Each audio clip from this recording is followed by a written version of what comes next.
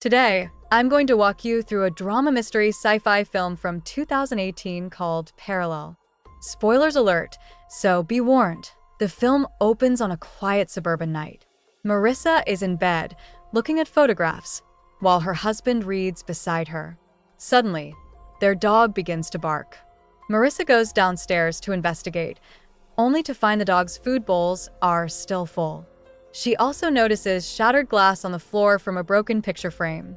As she examines the photograph, she is attacked from behind by a masked intruder wielding a gun. The assailant forces Marissa into a chair, places a pillow over her head, and shoots. The masked figure then removes the mask, revealing herself to be another Marissa. After changing into the deceased Marissa's clothes, she conceals the body in her car trunk and returns upstairs to her husband, who is completely unaware of the switch as he embraces the imposter. Fast forward 2 years. Noelle and Devin are presenting their parking app to a tech company. The executive is impressed, but drastically shortens their deadline to just 1 week from the initially agreed upon 4, explaining that another team can deliver faster. The duo realizes they've been double-crossed by Seth, who had previously declined to join their team due to low pay, but has now stolen their app idea. After the meeting, they confront Seth. Noelle, enraged, wants to physically attack him, but Devin intervenes before the situation escalates. Meanwhile, at their shared house, Lena and Josh are relaxing. Lamenting that their attractive neighbor, Carmen, is unavailable, Josh encourages Lena, an app interface designer, that her artistic talent is wasted on app layouts and that she should pursue more. Noelle and Devin arrive home, delivering the disappointing news about their app. To lift their spirits, they decide to go for drinks at Carmen's bar. While serving them, Carmen mentions a local rumor that their house is cursed, as the previous occupant, a reclusive woman named Marissa, vanished without a trace 2 years prior, with her absence going unnoticed for some time due to her solitary lifestyle. The group attempts to dismiss these unsettling thoughts and drink to forget their troubles. Carmen playfully teases Lena about her past disastrous relationship with Noelle. Josh tries to flirt with the woman at the bar but is rebuffed by her boyfriend. Returning home, the friends discuss the impossible task of finishing their app within a week.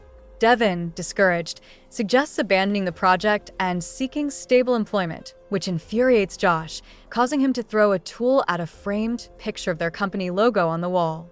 The frame breaks upon impact, damaging the wall behind it.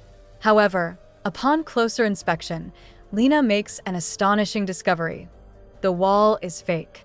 The friends tear down the false wall and find a hidden staircase leading to a previously unknown attic. The attic is filled with a variety of items, mostly ordinary, but some objects raise suspicions. They find photographs of Marissa secretly observing another version of herself around town, 2 copies of the same magazine with subtle discrepancies, a hidden passageway and a closet leading to the back of the house, and a peculiar periscope that allows viewing into every room of the house. While exploring, Devin accidentally trips and bumps into a large mirror. As electricity crackles, his hand passes through the mirror's surface. Intrigued and bewildered, Lena and Josh also place their hands through the mirror, experiencing the same electrical surge. Devin tries again, this time recording with his phone. Reviewing the video, they are astounded to see a room identical to theirs on the other side of the mirror, but unoccupied. Josh takes the plunge and fully crosses through the mirror. They lose audio contact with him from their side. He then uses the hidden passageway to circle back to the house's exterior and finds another version of himself and his friends in the alternate attic. Recording them on his phone, he returns through the mirror and recounts his experience. He claims to have been gone for 15 minutes, but Devin notes that only seconds passed in their reality. To test this, they send Josh through the mirror again, timing his absence on their phones. Upon his return, their suspicions are confirmed. There is a time dilation of 180. 1 minute in their world equates to 3 hours in the mirror world. Deciding to move the mirror downstairs for further examination, they discover it ceases to function if moved from its specific location and angle, explaining why it was bolted to the attic floor. Undeterred, they continue experimenting. When Noelle and Josh enter the mirror separately, they arrive in different attics. However, when they cross together, holding hands, they arrive at the same alternate attic. Noel deduces that the mirror leads to parallel universes, and each entry transports them to a new timeline, always returning them to their original reality. The periscope, they realize, was used by previous travelers to observe their alternate selves and avoid accidental encounters. Now understanding the mirror's function, the group agrees to exploit it for their benefit. By working in an alternate universe with its time dilation, they manage to complete their app far ahead of the tech company's shortened deadline. After submitting their work, the friends drive past Seth's house to gloat about their success, then head to Carmen's bar to celebrate. There, they recognize the mirror's potential for even greater opportunities. Josh jokingly suggests winning the lottery, but they quickly realize lottery numbers are inconsistent across realities. Noel points out that these subtle differences between realities are the key to exploitation. The group begins jumping between universes, seeking exploitable information. Disappointingly, maps, historical records, and news remain consistent. They then devise a simpler plan: stealing money from their alternate selves and indulging in luxuries. One evening, Lena examines Marissa's diaries found in the attic. She learns Marissa moved into the house after her husband's death and discovered the mirror accidentally. Initially, Marissa obsessively observed her alternate self, but then became fixated on finding a reality where her husband was still alive. Lena romanticizes this quest, but Devin finds the concept unsettling. Meanwhile, in another reality, Noel and Josh, dressed in costumes, recreate a scene from The Godfather, detonating a pile of stolen cash. Seeking targets to test a newly acquired gun, they stumble upon a peculiar DVD, a version of Frankenstein starring Ryan Gosling and Emma Stone. Back home, they share this discovery, sparking a debate. They realize artistic and creative choices exhibit greater variation across realities. Now knowing what to look for, they easily find numerous differences in alternate universes, such as the Mona Lisa with short hair. Noel proposes exploiting these novel ideas for profit, but Devin objects, arguing it's plagiarism, the same act Seth committed against them. Disgusted by his friend's ethics, Devin leaves the table and searches for information about his father online. The results remain unchanged. His father, Martin, was found guilty of corruption and committed suicide to avoid imprisonment. Unlike Devin, Noel and Lena begin to exploit the mirror's capabilities. Josh uses future knowledge for trivial gains, impressing women with predictions. Lena starts copying masterpieces and selling them as her original work, while Noel imports and resells advanced technology from alternate realities. Both become incredibly wealthy and successful, even appearing on magazine covers and television. One day, at a lavish party, Seth approaches them, suspicious of their sudden success, and mentions something called Orion Skypha. But Noel dismisses him after Seth insults Devin's deceased father. Later, Devin questions Noel about Orion Skypha, but Noel is evasive, promising not to do anything reckless without consulting him. Subsequently, Noel takes Devin to an alternate Seth's house and destroys his computer and television before physically assaulting Seth, urging Devin to retaliate for Seth's earlier insult about his father. Devin refuses and pulls Noel away, reprimanding his violent behavior, but Noel dismisses his concerns, not considering these alternate selves as real people. Devin starts reading Marissa's journals and notices her descent into obsession and possible madness, worrying that Noel is following a similar path. To distract Devin, Josh takes him to an alternate reality where Carmen reciprocates his romantic advances, impressed by his future knowledge of her favorite band's music. As it becomes clear Josh and Carmen are becoming intimate, Devin excuses himself to give them privacy and searches for information about his father again, but the results remain the same. Because Devin is wearing headphones to block out noise from Josh's room, he doesn't hear Carmen's boyfriend arrive and enter the house until it's too late. The boyfriend shoots Josh for sleeping with Carmen. Devin hears the gunshot and immediately pulls Josh back into their original reality. Lena helps treat Josh's wound, but when they ask Noel to call emergency services, he only pretends to do so.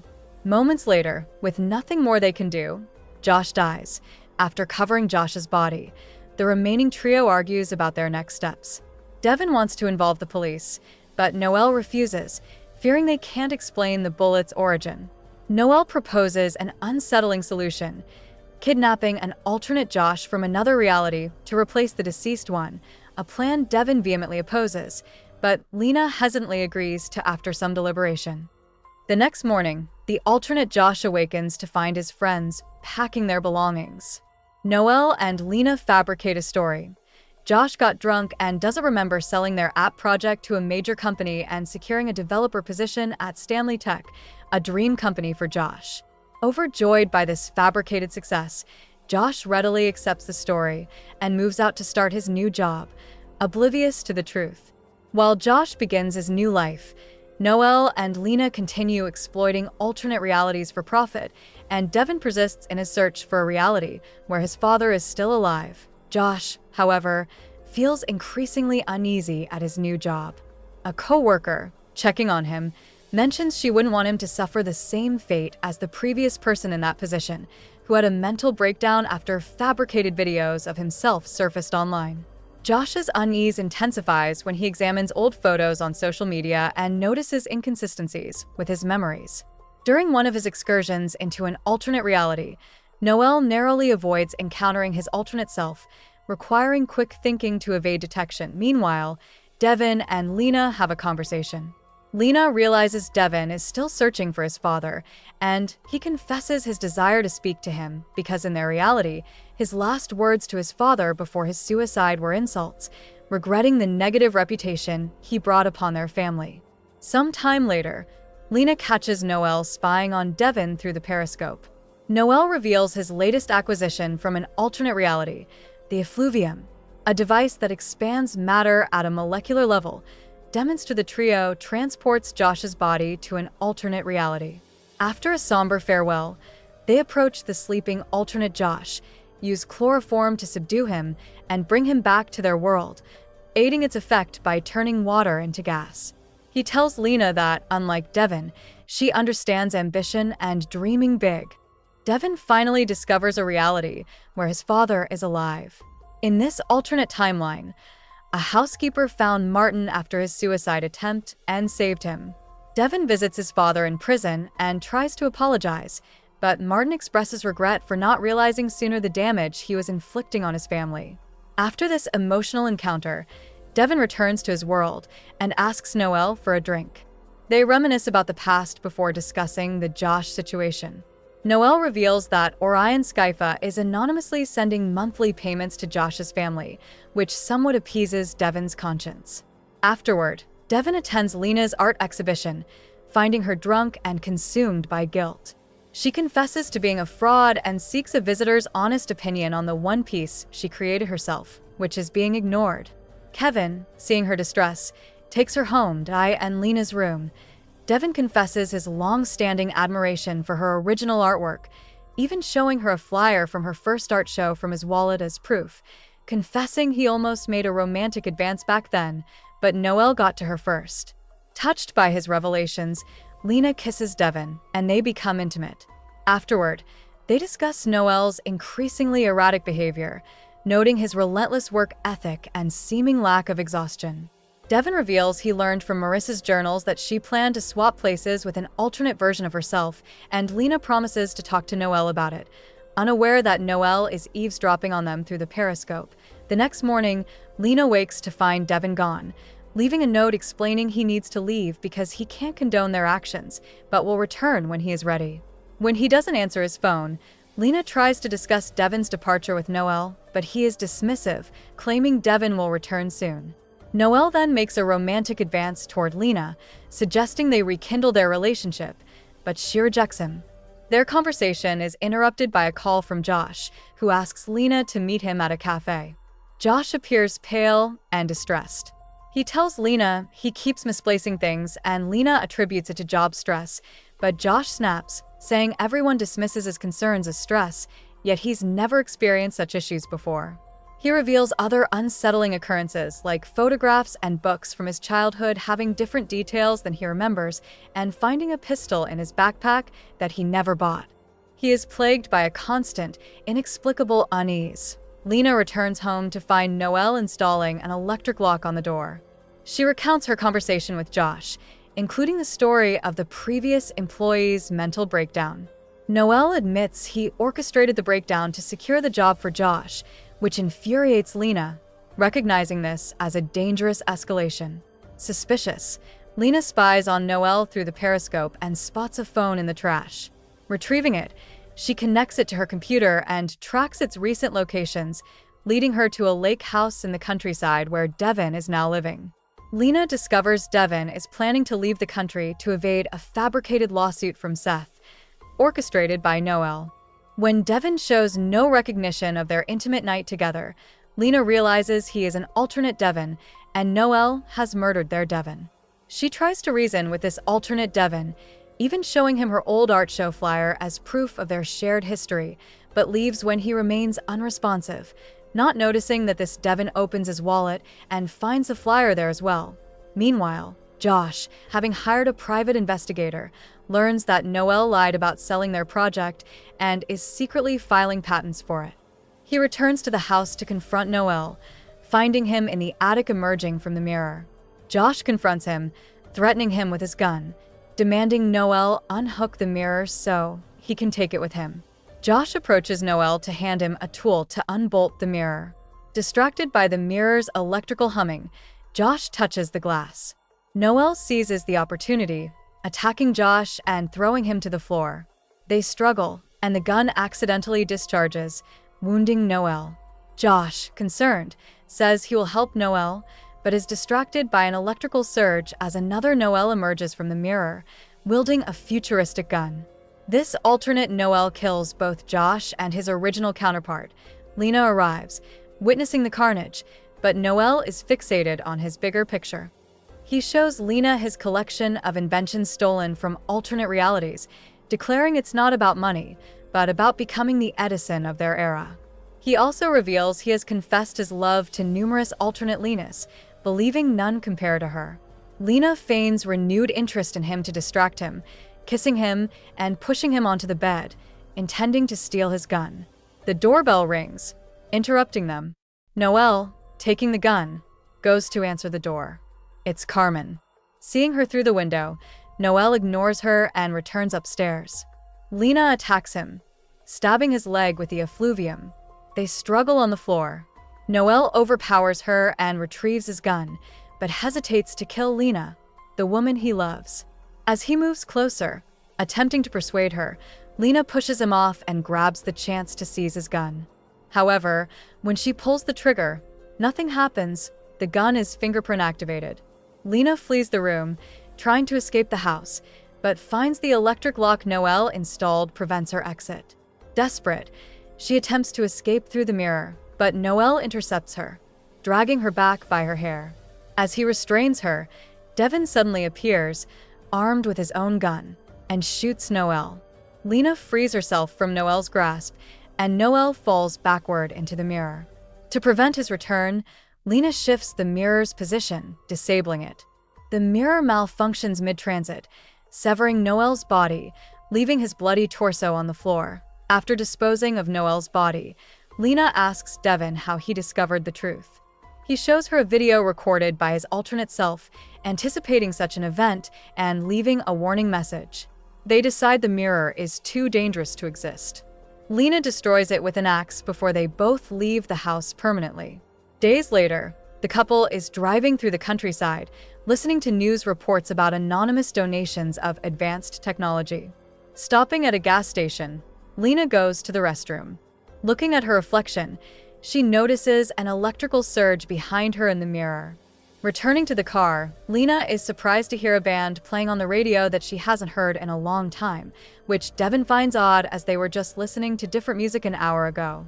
Lena dismisses it as being absent-minded, and the couple drives away together, their future uncertain. Make sure to subscribe and turn on notifications so you can watch more videos like this. Thanks for watching.